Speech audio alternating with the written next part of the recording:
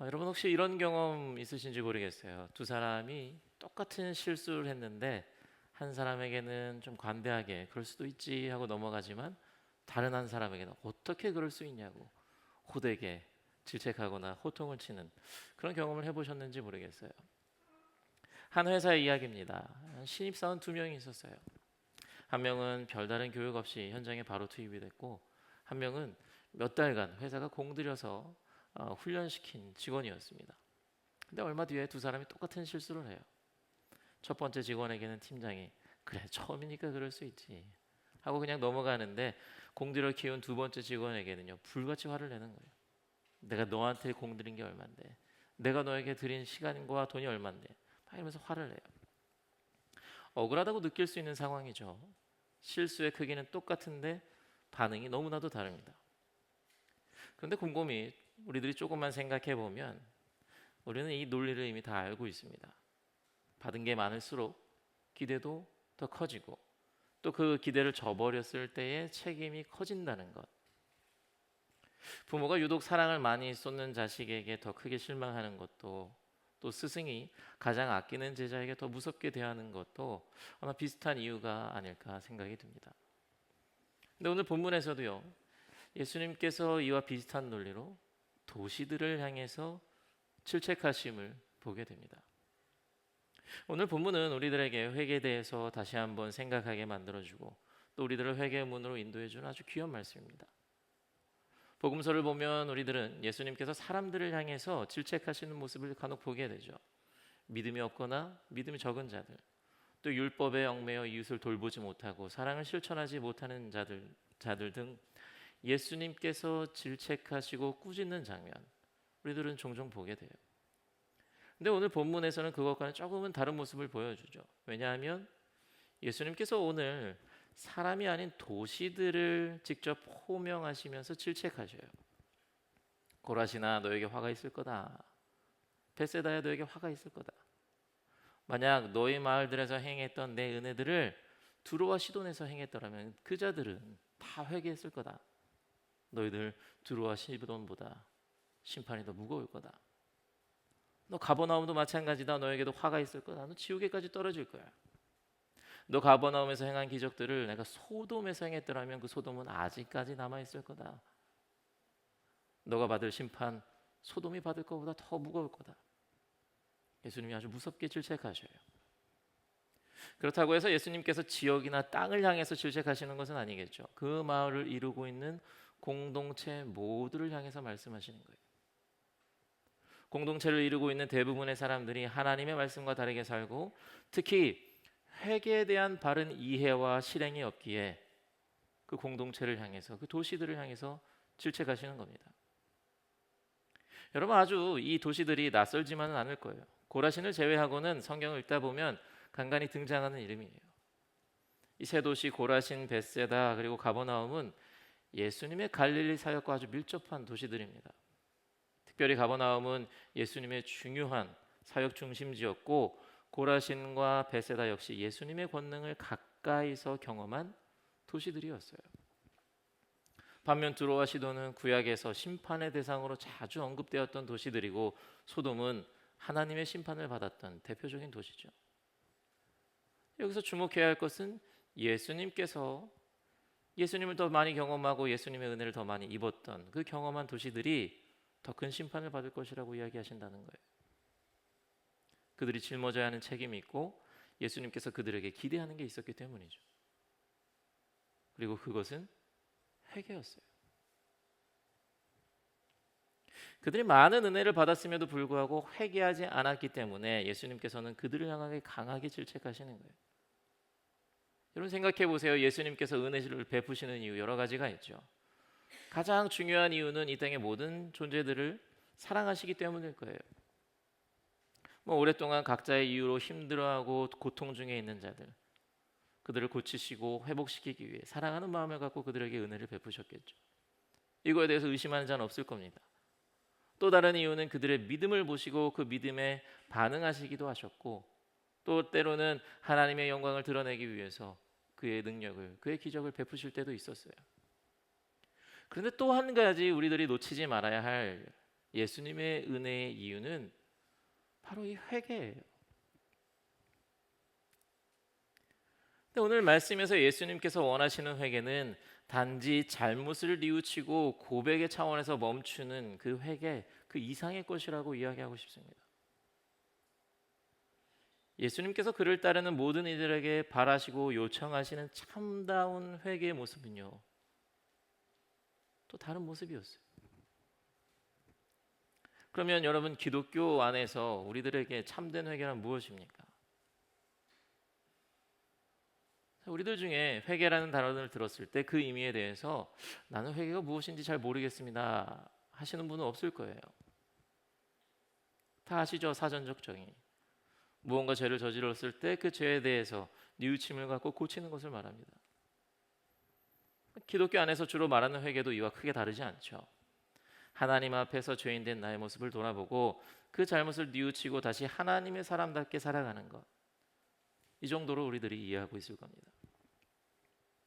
그런데 기독교 안에서 참된 회개를 생각할 때 이 정도에서 그치지 않고 조금 더 깊이 생각했으면 좋겠어요. 그러면 우리들이 회개할 죄가 무엇인가? 그럼 어떤 죄를 회개해야 되는가를 생각해 보면 우리들이 행해야 할 회개가 무엇인지 조금은 답을 찾기가 쉬울 것 같아요. 여러분, 우리들이 회개해야 되는 죄는요, 내가 저지른 잘못이나 허물에 대한 것뿐 아니라 나 자신이 죄인됨이에요. 그러니까 어떤 목사님께서는 이렇게까지 말씀하셔요. 내 존재를 회개해야 된다고. 그렇다고 우리들의 존재 자체가 죄라는 건 아니에요. 내가 하나님 되어 살아가는 존재가 되는 것, 내가 하나님처럼 살아가는 그 존재의 삶을 살아가는 그 모습을 우리들이 죄라고 생각하고 회개해야 된다는 거예요. 자, 우리들이 하나님 안에서 온전히 머무는 삶을 살아가는 건 너무나도 힘들 겁니다. 이미 선악과를 따먹은 시점에서 인간은 하나님을 떠나버린 죄인이 됐어요. 그러면서 하나님이 주인이 아니라 내 삶에 내가 주인이 되고, 하나님을 위해 사는 삶이 아니라 나를 위해 사는 삶, 그 죄인된 삶을 살아가는 존재가 되어버렸죠. 그리고 이러한 삶이 우리들이 회개해야 되는 거예요. 그러니까 내가 누구의 것을 훔쳤네, 내가 누구에게 피해를 줬네, 내가 누굴 미워했네, 누굴 정죄했네, 내 마음에 더러운 것이 있네, 이런 잘못들에 대한 회개는요, 아주 기초적이고 1차원적인 회개인 거예요. 이것만으로는 예수님께서 우리에게 바라시고 요청하시는 회개라고 할 수가 없어요. 여러분, 그거 아세요? 그리고 이런 1차원적인 회개는요, 때로는 나 자신을 위한 회개에서 멈출 때가 있습니다. 내가 하나님께 죄를 고백하고요, 내가 저지른 죄에 대해서 나 스스로가 용서받았다고 생각하면서 나 스스로가 자유로워지고 내가 의로워진 것 같다고 생각하고 더 이상 나는 죄인이 아니다라고 스스로 고백해요. 그런 회개를 살펴보면요, 하나님과 관계가 개선된 것도 아니에요. 그렇다고 이웃들과 관계가 회복된 것도 아닙니다. 회개를 한 본인은 스스로가 하나님께 죄 사함 받았다고 생각하면서 자신 스스로만 마음이 편해져요. 근데 이것은 자신의 잘못에 대한 바른 반응도 아니고요, 기독교 신앙 안에서의 참된 회개도 아니거든요. 우리들이 힘써야 하는 회개는 무엇입니까? 회개는요, 돌아가는 거예요. 알고 계실 거예요. 제가 몇 번 이야기했던 것 같아요. 회개를 뜻하는 헬라어는요, 메타노이아입니다. 돌아가는 거예요. 이 메타노이아. 생각이 바뀌고 마음의 방향이 바뀌는 겁니다. 단순히 내가 저지른 죄에 대해서 반성하고 후회하는 것에 멈추는 게 아니라 내 마음과 내 영과 나의 삶의 방향을 완전히 다시 하나님께로 돌리는 게, 이게 바로 회개라고요. 그럼 어떻게 돌려야 하느냐? 하나님께서 창조하셨을 때, 사람을 창조하셨을 때 사람들이 그 사람이 선악과를 따먹기 전의 모습, 내가 주인이 아니라 하나님을 주인으로 모시는 삶,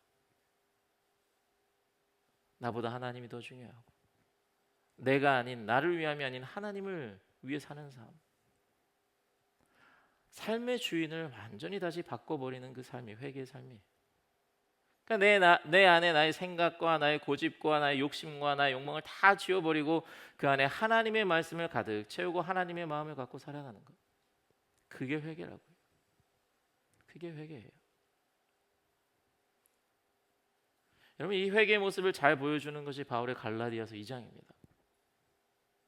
갈라디아서를 보면요, 사람들이 믿음이 아닌 율법과 자신의 행위로 의로워졌다고 하고요, 복음과 믿음이 아니라 유대인 중심적인 그런 신앙의 정체성을 가지려고 하고, 예수님을 의식하는 것이 아니라 사람의 인정에 얽매이는 모습을 보이면서 그런 삶을 살아가는 사람들 사이에서 바울이 이야기해요. 내가 그리스도와 함께 십자가에 못 박혔으니 그런즉 이제 내가 사는 것이 아니요 오직 내 안에 그리스도께서 사시는 것이다 라고 이야기해요. 그러니까 갈라디아 교회 성도들에게 제발 이렇게 살라고 이야기하는 거거든요. 여러분, 이게 회개예요. 내가 죽고 예수로 사는 것.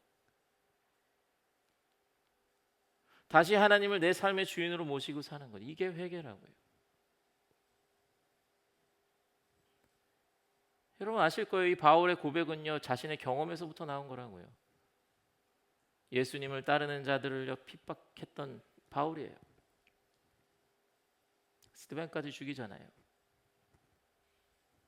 그것을 삶의 목적으로 삼고요, 예수를 따르는 자들을 핍박하면서 그것으로 만족을 누리던 자가 예수님을 만나고 나서 그의 삶의 방향을 완전히 돌려버리잖아요. 주님, 제가 크리스천들을 핍박했습니다. 잘못했습니다. 용서해 주십시오. 단순히 자신의 잘못을 고백하고 뉘우친으로 끝나는 것이 아니라 그 순간부터 자신의 삶의 주인을 예수님으로 모신다고요. 그 삶의 목표가 바뀌어버립니다. 삶의 만족이 바뀌고 삶의 방향이 완전히 바뀌잖아요. 그러면서 빌립보서 3장에서 말한 것처럼 바울은요, 자신이 가졌던 것, 자신이 자랑할 수 있었던 것 다 배설물로 여기고요, 예수 그리스도를 아는 것이 가장 귀한 것이라고 고백하면서 완전히 새로운 삶을 산다고요. 그러한 삶, 예수님을 품고 예수님으로 살았던 바울이기에, 예수님께서 원하셨던 그 회개의 삶을 살았던 바울이기에 이런 고백이 나올 수 있는 거예요. 이제 내가 사는 것이 아니라 예수 그리스도가 내 안에 산다고. 내가 죽고 예수를 살겠습니다. 내가 죽고 예수를 살아야 합니다. 여러분, 우리 크리스천들은요, 이런 회개가 있어야 돼요. 우리가 잘못했던 것들을 나열하면서 고백하는 거 필요하겠죠. 그렇지만 그 고백만 갖고 살아간다면 오늘 고라신, 베세다 그리고 가버나움에게 향했던 그 예수님의 질책, 예수님을 모르고 예수님을 경험하지 못했던 자들보다 우리들에게 향하는 심판이 더 가혹할 것이라고 말씀하신 그 질책이 오늘 우리들에게 향할 거예요.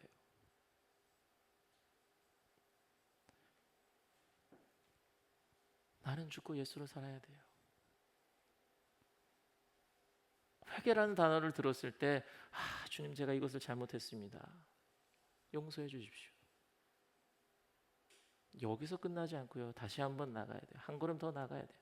주님, 제가 저를 위해서 살았습니다.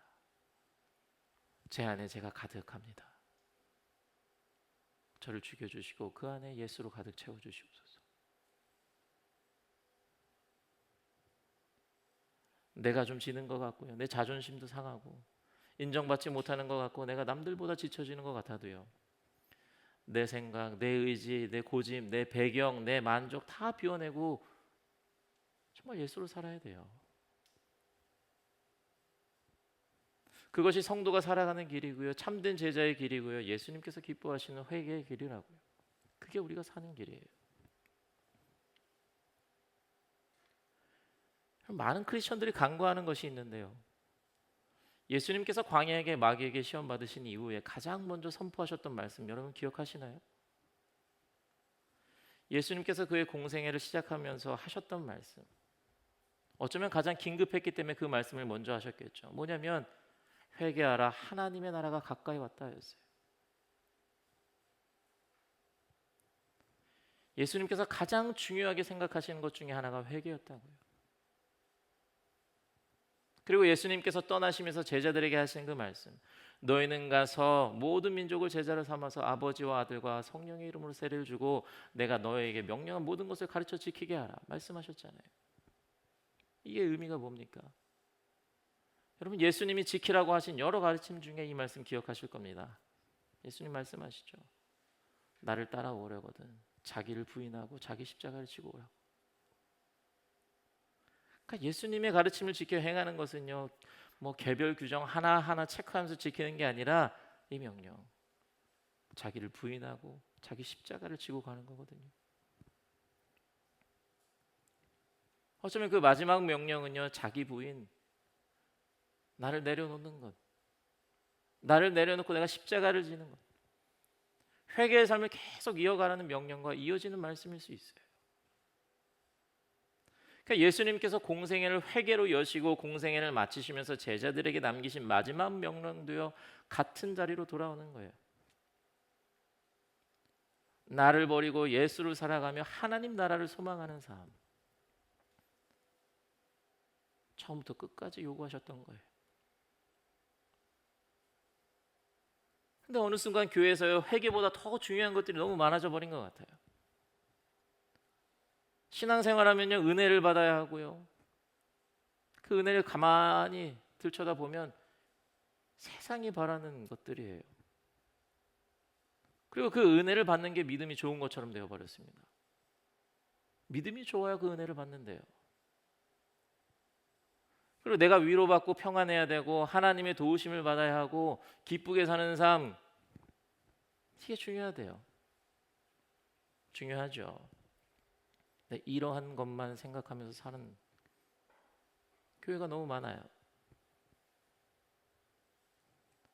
근데 교회는요, 사실 우리를 무조건 평안하고 기쁘게만 만드는 것이 아니라 복음 앞에서 우리를 찔리게 하고 돌이키게 하는 곳이잖아요.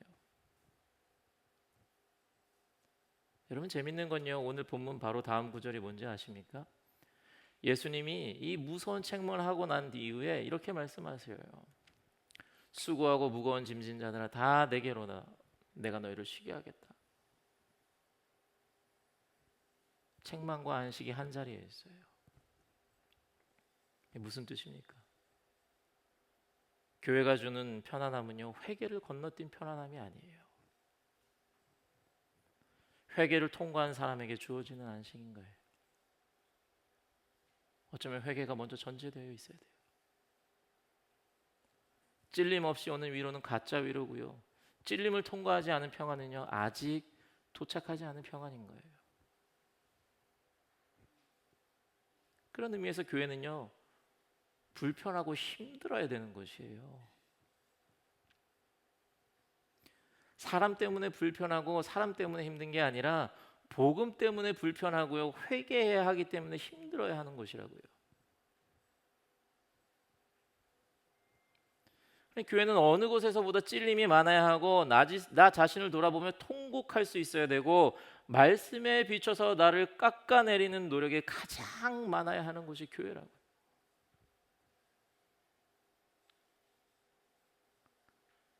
그래서인지 모르겠지만 그러한 바람에 맞춰 하나님께서는요, 그런 우리들이라고 할지라도요, 분명 당신의 은혜를 우리들에게 주셔요.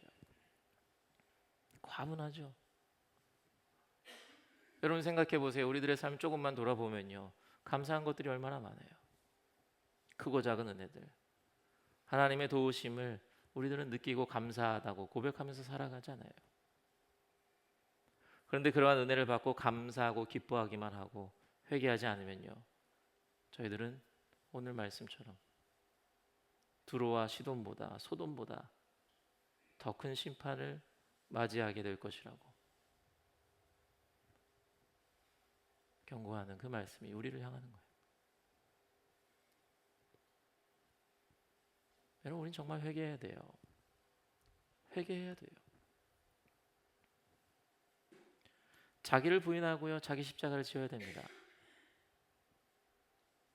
내 고집과 내 욕심 다 던져버리고요, 내가 죽고 예수를 살아야 돼요.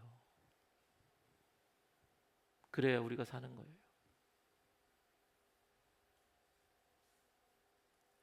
여러분, 신약 성서 안에요, 대부분의 성경들이 공통된 전제를 하나 갖고 있거든요. 그게 뭐냐면 예수님의 재림이에요. 신약 성서 안에 있는 대부분의 책들이 예수님의 재림을 기대하고 소망하면서, 그리고 두려워하면서 지필되었어요. 이제 곧 예수님이 오실 것이다. 예수님이 오시면 믿는 자들과 믿지 않는 자들이 나뉘게 될 거고, 구원받는 자와 심판하는 자가 나뉘게 될 거다. 예수님께서 주신 그 가르침을 기억하자.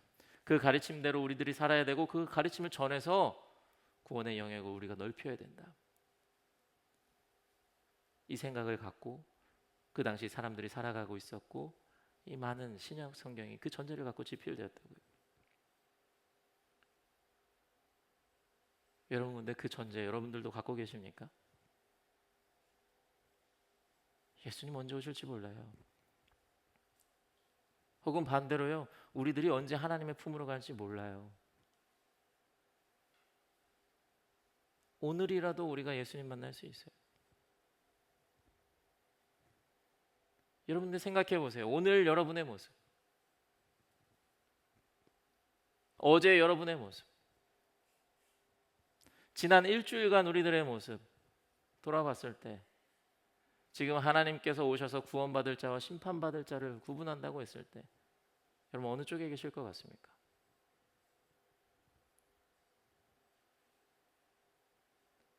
진정한 회개의 삶을 사셨습니까?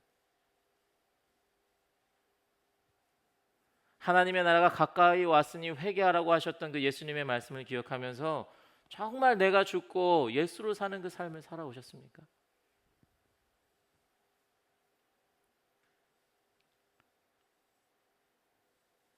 여러분, 저는요, 우리 뉴욕 한인교회가 정말 하나님께 받은 은혜가 많다고 생각해요. 이 땅에 세워진, 이곳에 세워진 그 하나님의 섭리부터 지금까지 이 105년 시간 동안 그때 교회를 지키고 살리셨던 하나님의 은혜가 정말 많았다고 생각합니다. 그러면요, 우리들에게 주신 믿음의 책임은요, 다른 교회보다 더 클 수 있어요.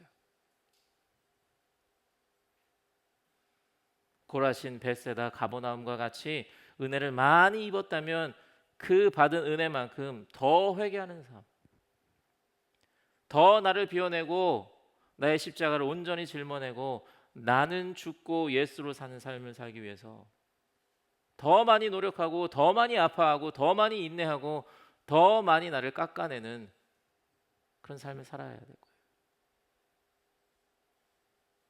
그게 오늘 하나님께서 우리들에게 요청하시는 거고 기대하시는 거예요.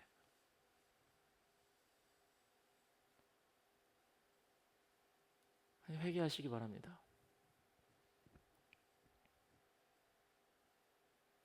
우리 성도님들, 하나님께로 돌아가시기 바라요.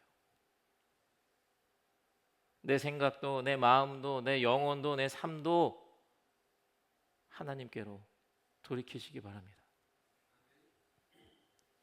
그것이 회개고요. 그 회개를 위해서 내가 왕노릇하던 그 자리에서 내려오세요. 내 삶의 주인을 다시 하나님으로 모셔주세요. 내 안에 나를 높이던 생각을 죽이고 하나님의 뜻과 하나님의 마음을 품는 우리 모두가 되기를 바랍니다. 그래서 지금 당장 하나님께서 내 앞에 오시더라도, 하나님을 만나더라도요, 주님, 제가 정말 회개하면서 삶을 살았습니다. 너무 어려웠지만 그래도 회개하는 삶을 살기 위해서 끊임없이 노력하며 살았습니다. 저를 죽이고자 노력했고 예수로 살기 위해서 늘 노력했습니다. 주님, 저는 회개하며 살았습니다 라고 고백할 수 있는 성도님들이 되셔서 정말 심판의 두려움 하나도 없이 하나님의 나라를 기쁘게 소망하며 살아가시는 우리 사랑하는 뉴욕 한인교회 성도님들이 되시기를 주님의 이름으로 간절히 축원합니다. 아멘.